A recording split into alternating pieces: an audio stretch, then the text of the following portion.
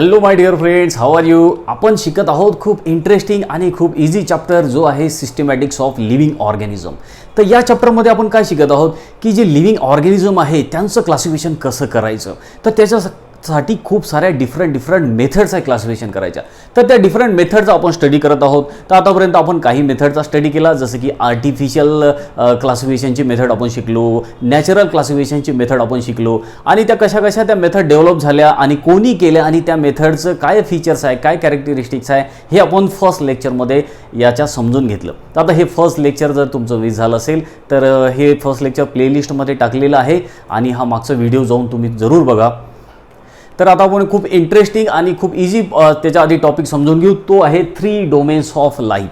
तर खूप interesting topic आहे. तर 3 डोमेन्समध्ये काय काय सांगितलेलं आहे आणि ही जी क्लासिफिकेशनची सिस्टम आहे ही पण एक क्लासिफिकेशनची सिस्टम आहे. तर याच्यामध्ये काय काय सांगितलेलं आहे आपण ते चांगलं व्यवस्थित तऱ्हेने समजून घेणार आहोत. तर बघा, सगळ्यात आधी की आपली जी या पृथ्वीवर एवढे सगळे जी लाईफ दिसते आपल्याला, खूप सारे प्लांट आहेत, खूप सारे ॲनिमल्स आहे आणि प्रत्येक ठिकाणी आपल्याला पृथ्वीवरती लाईफ प्रेझेंट दिसते. ती पाण्यामध्ये असो की ते डेझर्ट वाळवंटामध्ये असो की जमिनीवर असो, प्रत्येक ठिकाणी लाईफ प्रेझेंट आहे. या पृथ्वीवरती खूप अफाट लाईफ पसरलेली आहे. करोडो प्लांट आहेत, लाखो ॲनिमल्स आहेत आणि हे काही एका दिवसात तयार झालेले नाहीत. हे सगळे कसे तयार झालेले आहेत? एवढे सगळे जे लाईफ आहे या पृथ्वीवर एका दिवसात तयार झाली का? नाही, त्याला लाखो करोडो वर्ष लागलेले आहेत. आणि ही सगळी कशी तयार झाली? इव्हॉल्युशननी झाली. हे लाईफ हे पृथ्वीवरती सगळ्यात आधी काही लिव्हिंग ऑर्गॅनिझम तयार झाले, त्यांच्यामध्ये स्ट्रगल झाला आणि त्या स्ट्रगलमधून आज एवढी सगळी लाईफ आपण बघतो, पाहायला भेटते आपल्याला. कितीतरी प्लॅन्ट, कितीतरी ॲनिमल्स तयार झालेले आहेत आणि या सगळ्या प्रोसेसला काय नाव आहे? इव्हॉल्युशन. हे तर आपण शिकलेलं आहे की इव्हॉल्युशनमुळे हे सगळं झालेलं आहे. तर मग आता या पृथ्वीवरती एवढे सगळे जर लिव्हिंग ऑर्गॅनिझम आहेत तर त्या सगळ्यांचा एकत्र स्टडी करणं पॉसिबल नाही. मग काय झालं की त्यांना डिफरंट सायंटिस्ट लोकांनी त्याचं क्लासिफिकेशन करून ठेवलं आणि सगळ्यात पहिलं सायंटिफिक क्लासिफिकेशन करून ठेवलं ते म्हणजे कार्ल लिनियस या सायंटिस्टनी. आणि आपल्याला माहीत आहे कार्ल लिनियसचं नाव. तर कार्ल लिनियस जो आहे यांनी या सगळ्या पृथ्वीवरती जी लाईफ आहे त्याचे 2 किंगडम फॉर्म केले. किती? 2 किंगडम. 2 किंगडम लक्षात ठेवा. 2 किंगडम फॉर्म केले. एक किंगडम होता तो म्हणजे प्लांट किंगडम आणि दुसरा किंगडम होता तो म्हणजे ॲनिमल किंगडम. प्लांट्स आणि ॲनिमल्स. तर असे 2 किंगडम सिस्टम फॉर्म केली. कोणी? कार्ल लिनियसने. या पृथ्वीवरती जेवढे जीवजंतू असतील त्या सगळ्यांना त्यांनी 2 ग्रुपमध्ये डिवाईड केलं. प्लॅन्टला प्लॅन्ट किंगडममध्ये टाकलं, ॲनिमल्स असतील तर त्याला ॲनिमल्स किंगडममध्ये त्यांनी डिवाईड केलं. तर ही जी सिस्टम आहे ही खूप ओल्ड सिस्टम होती. जवळपास 200-250 वर्षापर्यंत ही सिस्टम वापरली गेली कार्ल लिनियसनी बनवणारी. हे 2 किंगडम तर खूप फेमस आहेत, आपल्याला माहीत आहे 2 kingdom, plant kingdom, animal kingdom. मग नंतर असं लक्षात आलं की हे 2 किंगडम सफिशियंट नाहीत. एवढी सगळी पृथ्वीवर जी लाईफ आहे त्या पूर्ण लाईफला, त्या एवढ्या सगळ्या जे लिव्हिंग ऑर्गॅनिझम आहेत त्या लिव्हिंग ऑर्गॅनिझमला नुसतं या 2 किंगडममध्ये आपल्याला ठेवता येणार नाही. मग काय झालं, एक जो अमेरिकन सायंटिस्ट आहे ज्याचं नाव आहे विटॅकर, रॉबर्ट एच विटॅकर. तर त्याचं नाव पण आपण ऐकलेलं आहे, विटॅकर. या विटॅकरनी काय केलं, 1969 मध्ये यांनी 5 किंगडम फॉर्म केले. किती? 5 किंगडम. मी तुम्हाला सांगितलं की आधी किती किंगडम होते? पूर्ण लिव्हिंग ऑर्गॅनिझमला 2च किंगडममध्ये डिवाईड केलं होतं. पण विटॅकरनी सांगितलं की या 2 किंगडम सफिशियंट नाहीत. लिव्हिंग ऑर्गॅनिझमला जर आपल्याला क्लासिफाय करायचं असलं, लिव्हिंग ऑर्गॅनिझमला जर लिव्हिंग ऑर्गॅनिझम क्लासिफिकेशन करायचं असलं तर लिव्हिंग ऑर्गॅनिझम खूप मोठे आहेत आणि नुसते हे 2 किंगडममध्ये बसणार नाही. मग त्याच्यासाठी यांनी 5 किंगडम फॉर्म केले. ते 5 किंगडमचं पण आपण स्टडी केलेलं. कोणते आहे 5 किंगडम? आपल्या सगळ्यांना माहीत आहे, आपण 8, 9, 10 मध्ये आपण शिकलो आहे. जसं की मोनेरा, प्रोटिस्टा, फंजाय आणि त्याचबरोबर प्लांट किंगडम, ॲनिमल किंगडम. तर असे 5 किंगडम सिस्टम यांनी फॉर्म केली. कोणी? विटॅकरनी. तर 5 किंगडम सिस्टमबद्दल अजूनही डिटेलमध्ये आपण शिकणार आहोत. मग आता क्लासिफिकेशन चेंज होत गेलं. बघा, पहिले तर 2च किंगडम होते, नंतर 5 किंगडम फॉर्म झाले आणि प्रत्येक सायंटिस्टला असं वाटलं की हे जी लिव्हिंग ऑर्गॅनिझम आहेत यांच्यासाठी वेगळे ग्रुप असले पाहिजे, यांच्यात वेगळं क्लासिफिकेशन असलं पाहिजे. कारण जसं सायन्समध्ये प्रोग्रेस होत गेली, आपलं जसं ॲनिमलबद्दल किंवा प्लॅन्टबद्दल नॉलेज वाढत गेलं तसं चांगल्या क्लासिफिकेशनच्या मेथड डेव्हलप होत गेल्या. खूप सारे नवीन इन्स्ट्रुमेंट शोधले गेले आणि आपल्याला नवीन नवीन ऑर्गॅनिझममध्ये खूप सारी माहिती भेटायला लागली, त्यामुळे क्लासिफिकेशन पण चेंज होत गेलं. आधी तर 2च ग्रुप होते, नंतर 5 ग्रुप झाले. तसं काळाच्या नुसार क्लासिफिकेशन चेंज होत गेलं. मग नंतर आणखीन एक अमेरिकन सायंटिस्ट आला ज्याचं नाव आहे कार्ल होज. आता लक्षात ठेवा, या कार्ल होजची जे 3 डोमेन सिस्टम आहे क्लासिफिकेशनची, तर हे काय आहे ते आपण समजून घेऊ डिटेलमध्ये. तर आतापर्यंत तुमच्या लक्षात आलं क्लासिफिकेशन कसं कसं होत गेलं, कसे कसे चेंजेस होत गेले क्लासिफिकेशनमध्ये. तर आता ही 3 डोमेन क्लासिफिकेशनची सिस्टम आपण समजून घेऊ. तर 3 डोमेन जे आहे, 3 डोमेन ऑफ क्लासिफिकेशन हे सिस्टम डेव्हलप केली ती म्हणजे 1990 मध्ये 1990 मध्ये एक अमेरिकन सायंटिस्ट कार्ल होजे असं पण म्हणतात त्याला, कार्ल होजे या सायंटिस्टने 1990 मध्ये ही जी 3 डोमेन ऑफ क्लासिफिकेशनची सिस्टम डेव्हलप केली. मग आता यांनी काय केलं की या पृथ्वीवरची जेवढे काही जीव जंतू असतील, जेवढे काही लिव्हिंग ऑर्गॅनिझम असतील, त्यांना 3 डोमेनमध्ये डिवाइड केलं. किती? 3 डोमेनमध्ये. आतापर्यंत पाहिले आपण की सगळे लिव्हिंग ऑर्गॅनिझमला किती किंगडममध्ये डिवाइड केलं होतं यांनी? 5 किंगडममध्ये. पण आता यांनी काय केलं, यांनी क्लासिफिकेशनची सिस्टम चेंज केली. यांनी किंगडम कॅन्सल केले आणि डोमेन तयार केले. डोमेन म्हणजे मोठं युनिट आहे. किंगडम पेक्षाही मोठं युनिट काय आहे? डोमेन. तुम्हाला क्वेश्चन येऊ शकते की किंगडम पेक्षाही मोठं युनिट काय? डोमेन. तर यांनी पूर्ण या पृथ्वीवर जी लाईफ आहे, जेवढे जीवजंतू असतील त्याला 3 डोमेनमध्ये डिवाइड केलं. लक्षात आलं? आणि हे सगळे जे आहेत, हे सगळे जे डोमेन तयार झाले ते एकाच ऑर्गॅनिझम पासून तयार झाले असतील. त्यांचा पूर्वज एकच असेल, त्यांचा अँसेस्टर एकच असेल. बघा कसं की आधी तर लाईफ नव्हती, बरोबर. मग या काही लिव्हिंग ऑर्गॅनिझम पासून असे डिफरंट डोमेन तयार झाले. तर या सगळ्यांचा जो अँसेस्टर आहे तो कॉमन आहे, अँसेस्टर, राईट. तर असे आता पृथ्वीवरती यांनी काय केलं? 3 डोमेन फॉर्म केले. ते 3 डोमेन कोणते आहेत? तर ते 3 डोमेन आहे बघा, आर्किया, सेकंड डोमेन आहे बॅक्टेरिया आणि थर्ड डोमेन आहे युकॅरिया. तर असे 3 डोमेन, युकॅरियोटा किंवा युकॅरिया, असे 3 डोमेन त्यांनी फॉर्म केले. म्हणजे पृथ्वीवर जेवढी लाईफ आहे, पृथ्वीवर जेवढे जीवजंतू असतील, या सगळ्यांना त्यांनी या 3 डोमेनमध्ये टाकलं. लक्षात आलं का?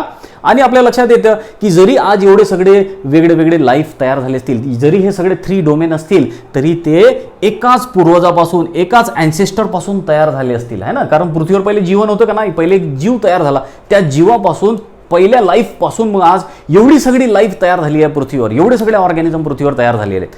तर यांनी सांगितलं की पृथ्वीवर आधी काहीच नव्हतं, आधी हा सुरुवातीचा ऑर्गॅनिझम आला आणि या ऑर्गॅनिझम पासून मग आता एवढे सगळे डोमेन तयार झाले, एवढी सगळी लाईफ या पृथ्वीवर तयार झालेली आहे. तर त्यांनी काय केलं? काही ऑर्गॅनिझमला आर्किया या ग्रुपमध्ये टाकलं, काही ऑर्गॅनिझमला बॅक्टेरिया, जे बॅक्टेरिया असतील त्या बॅक्टेरियाचा एक स्पेशल डोमेन तयार केला, त्याला बॅक्टेरिया डोमेनमध्ये टाकलं.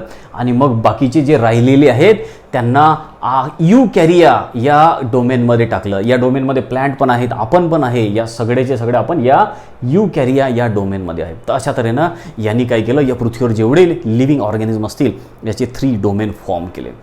आता पुढे आणखीन याच्यामध्ये समजून घेऊ.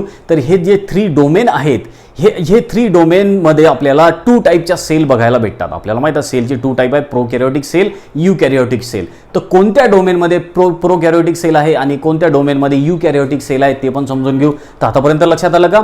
3 डोमेन सिस्टम जी आहे क्लासिफिकेशनची, ही कोणी इव्हॉल्व केली? ही बनवली ती म्हणजे कार्ल होजे यांनी. कधी? 1990 मध्ये. आणि हे 3 डोमेन कोणत्या लाईफचे? त्यांनी सांगितलं लाईफचे 3 डोमेन आहे आर्किया, बॅक्टेरिया आणि युकॅरिया, असे 3 डोमेन आहे लाईफचे. म्हणजे पृथ्वीवर जेवढी लाईफ आहे ही सगळी लाईफ त्यांनी या 3 डोमेनमध्ये टाकली. काही ऑर्गॅनिझमला त्यांनी आर्कियामध्ये टाकलं, काही ऑर्गॅनिझमला बॅक्टेरियामध्ये टाकलं, काही ऑर्गॅनिझमला त्यांनी युकॅरियामध्ये टाकलं. तर असे हे 3 डोमेन फॉर्म झाले. तर पुढे आपण समजून घ्यायच्यामध्ये आणखी. तर बघा की हे जे 3 डोमेन आहे, आर्किया, बॅक्टेरिया आणि युकॅरिया, हे जे 3 डोमेन आहे लाईफचे, तर याच्यामध्ये 2 टाईपच्या सेल आपल्याला दिसतात. हे 3 डोमेन्स 2 टाईपच्या सेलपासून बनलेले आहेत. जसं की प्रोकॅरियोटिक सेल, युकॅरियोटिक सेल मी तुम्हाला सांगितलं. तर प्रोकॅरियोटिक सेल आपल्याला कशामध्ये बघायला भेटते? तर प्रोकॅरियोटिक सेल या दोघांमध्ये, या 2 डोमेनमध्ये बघायला भेटते आपल्याला. हे जे आर्की आहेत आणि हे जे बॅक्टेरिया आहेत हे प्रोकॅरियोटिक सेल पासून बनलेले आहेत, लक्षात ठेवा. तर यांच्यामध्ये कोणती सेल आहे? प्रोकॅरिओटिक. प्रोकॅरिओटिक सेल. समजलं? प्रोकॅरिओटिक सेल आहे. आपल्याला माहिती आहे प्रोकॅरिओटिक सेल म्हणजे कशी सेल असते की ज्याच्यामध्ये न्यूक्लियस वगैरे नसते. हे सुरुवातीला तयार झालेली सेल आहे. लक्षात आहे? याच्यामध्ये न्यूक्लियस वगैरे काही नाही आहे.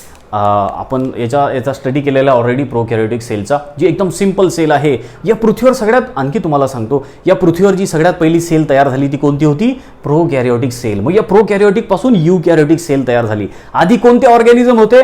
आधी प्रोकॅरिओटिक ऑर्गॅनिझम होते आणि यांच्यापासूनच मग युकॅरिओटिक ऑर्गॅनिझम तयार झाले. म्हणजे जशी सेल चेंज होत गेली तसंच ऑर्गॅनिझम पण चेंज होत गेले, कारण सगळे ऑर्गॅनिझम कशापासून बनलेले आहेत?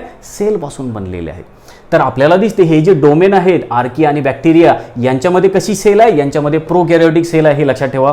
क्वेश्चन सिंपल आहे. काय की आर्किया आणि बॅक्टेरिया हे जे ऑर्गॅनिझम्स आहेत, हे जे ऑर्गॅनिझमचे दोन ग्रुप आहेत, या ग्रुपमध्ये जे ऑर्गॅनिझम्स आहेत त्यांची सेल कशी आहे? प्रोकॅरिओटिक आहे. म्हणजे सिंपल सेल आहे, त्याच्यामध्ये न्यूक्लियस नाही, काहीच नाही.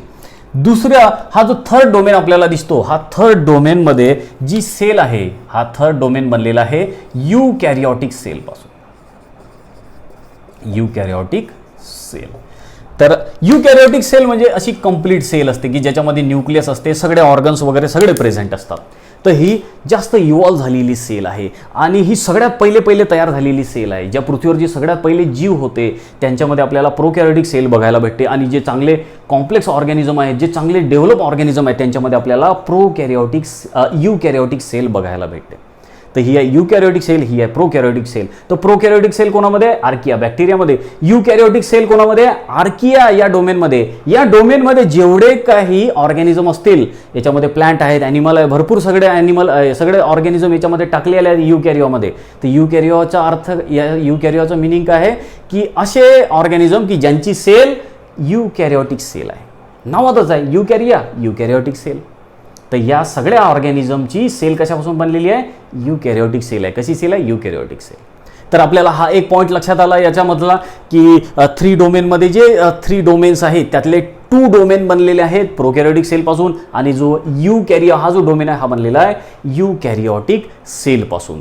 तर आता आणखीन एक तुम्हाला एक इम्पॉर्टंट गोष्ट सांगतो की हे जे क्लासिफिकेशन आहे, हे जे 3 डोमेन्स यांनी बनवले, कार्ल रोजेने जे हे 3 डोमेन तयार केले, याच्या मागे एक सगळ्यात सिंपल गोष्ट त्यांनी ठेवली. कशाच्या बेसिसवर तयार केले हे 3 डोमेन माहिती आहे तुम्हाला? हे 3 डोमेन तयार केले त्यांनी रायबोझोमल RNAच्या बेसिसवर. कशाच्या बेसिसवर तयार झाले? रायबोझोमल RNA. रायबोझोमल RNA किंवा शॉर्टमध्ये त्याला म्हणतात rRNA. हे आपण माहिती आहे आपल्याला rRNA, रायबोझोमल RNA. तर या प्रत्येक डोमेनमध्ये वेगळे वेगळे रायबोझोमल RNA प्रेझेंट आहेत. लक्षात ठेवा. हा जो आर्किया आहे याच्यामध्ये वेगळा रायबोझोमल RNA आहे, बॅक्टेरियामध्ये वेगळ्या प्रकारचे रायबोझोमल RNA आहेत, युकॅरिओ जे असतील त्या युकॅरिओमध्ये वेगळ्या प्रकारचे रायबोझोमल RNA आहेत. तर लक्षात आलं का? याचं क्लासिफिकेशन करायचं मेन जे बेसिक आहे ते काय आहे? रायबोझोमल RNA. कोणत्या प्रकारचे रायबोझोमल RNA आहेत त्याच्या अकॉर्डिंग हे 3 डोमेन तयार झालेले आहेत. समजलं? सगळ्यात इम्पॉर्टंट पॉईंट आहे, एकदम लक्षात ठेवा की हे जे 3 डोमेन तयार झाले याच्या मागे काय आहे? याच्या मागे फाउंडेशन काय? याच्या मागचं बेसिस काय आहे? तर बेसिस हे आहे की रायबोझोमल RNAच्या बेसिसवरती हे 3 डोमेन फॉर्म झालेले आहेत. तर हे स्टेप बाय स्टेप सगळं लक्षात घ्या. आता आपण बघणार एक आणखीन याच्यामधला पुढचा पॉईंट की हे जे आर्किया, बॅक्टेरिया, युकॅरिया आहेत यांचं प्रत्येकाचं काहीतरी असे एक विशिष्ट फीचर आहे आणि ते फीचर काय आहे ते समजून घे, जे आपल्या बुकमध्ये सांगितलेलं आहे ते. आता बघा पुढे की हे जे आर्किया आहेत, हे आर्किया जे आहेत, आर्किया या ग्रुपमध्ये जे ऑर्गॅनिझम्स असतील है ना, काही ऑर्गॅनिझम या ग्रुपमध्ये आहेत, काही ऑर्गॅनिझम या ग्रुपमध्ये आहेत, काही या ग्रुपमध्ये आहेत. तर आर्किया या ग्रुपमध्ये जे ऑर्गॅनिझम आहेत ते कोणत्याही कंडिशनमध्ये सर्वाईव्ह करू शकतात. त्यांचं सगळ्यात महत्त्वाचं वैशिष्ट्य काय, त्यांचं महत्त्वाचं फीचर काय की ते कोणत्याही कंडिशनमध्ये पृथ्वीवर कसंही वातावरण असो ते जगू शकतात. जिथं सामान्य जीव जगणार नाही, जिथं सामान्य ऑर्गॅनिझम जगणार नाही अशा ठिकाणी पण हे जगतात. अशा ठिकाणी पण आपल्याला आर्किया सापडतात, या ग्रुपमधले ऑर्गॅनिझम सापडतात. ते पृथ्वीवरच्या एक्स्ट्रीम कंडिशनमध्ये राहू शकतात. एक्स्ट्रीम कंडिशन्समध्ये ते जगू शकतात. म्हणजे जिथं एकदम हाय टेम्परेचर आहे, जिथं हाय टेम्परेचर आहे अशा ठिकाणी पण हे आर्किया सापडतात. जिथं एकदम थंड वातावरण आहे तिथे पण तुम्हाला आर्किया सापडतात. जिथं ॲसिडिक कंडिशन आहे, जिथे ॲसिडिक कंडिशन आहे तिथे पण आर्किया सापडतात.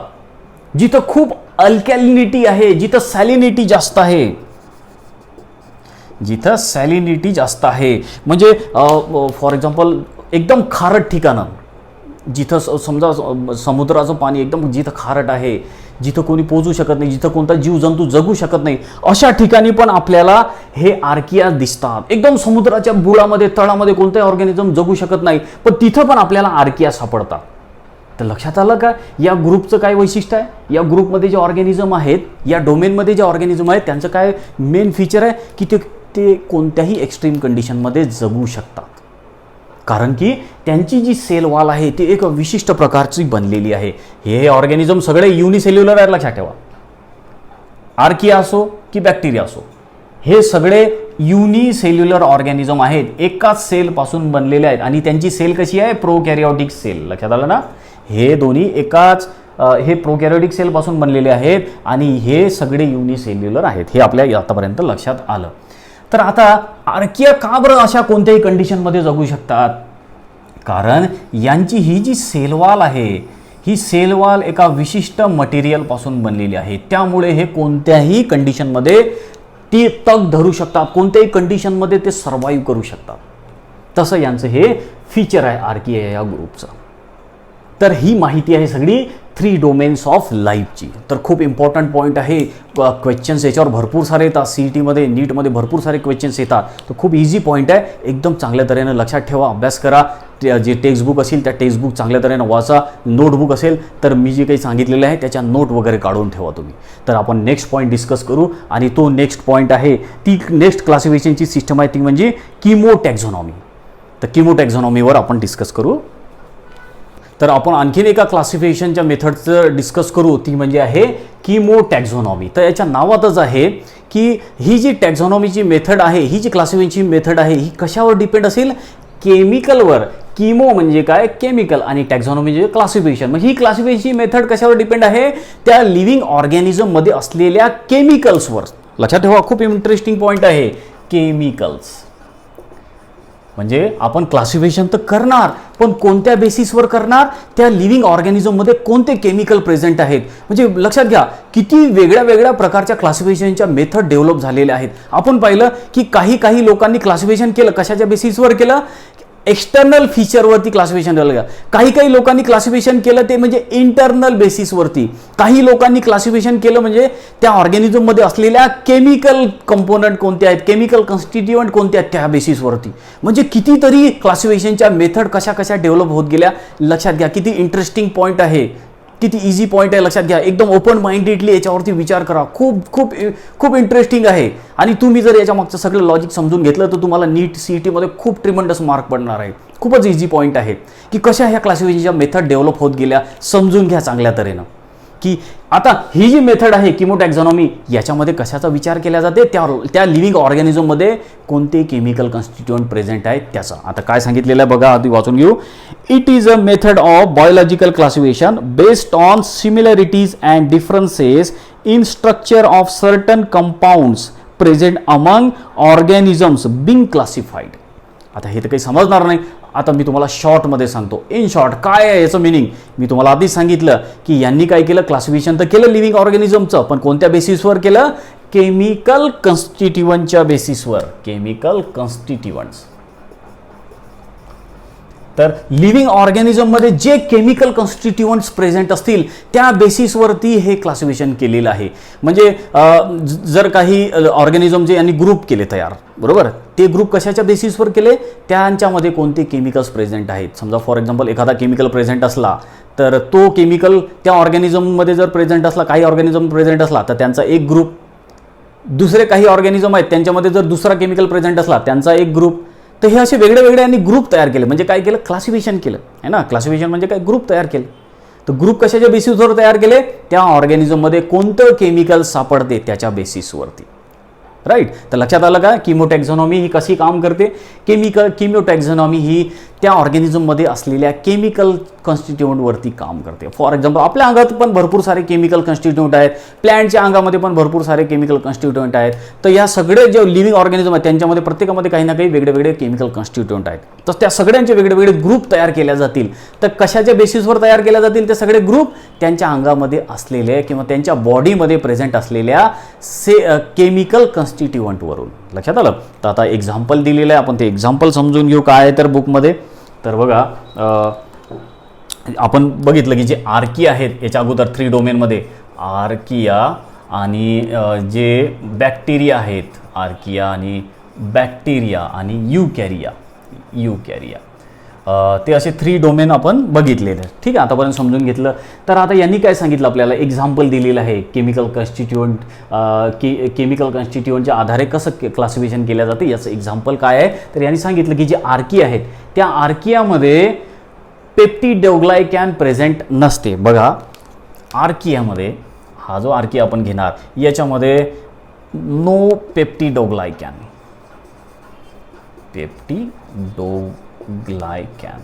याच्यामध्ये पेप्टिडोग्लायकॅन प्रेझेंट नाही. म्हणजे काय की बघा पेप्टिडोग्लायकॅन म्हणजे काय, ही सेल आहे आणि ही या सेलची ही जी वॉल आहे ही काही ऑर्गॅनिझममध्ये या पेप्टिडोग्लायकॅन पासून बनलेली असते. समजलं का तुम्हाला पेप्टिडोग्लायकॅन काय आहे. तर काही असे ऑर्गॅनिझम आहेत की ज्यांची ही जी सेल वॉल आहे ही या पेप्टिडोग्लायकॅन पासून बनलेली असते. काहींची बनलेली असते आणि काहींची नसते. आता ज्यांची बनलेली आहे त्यांचा एक ग्रुप आणि ज्यांची नाही बनलेली त्यांचा एक ग्रुप. यांची बनलेली का नाही म्हणजे यांचा वेगळा ग्रुप. आता काहींची बनलेली आहे, बरोबर, काहींची बनलेली आहे. फॉर एक्झाम्पल काही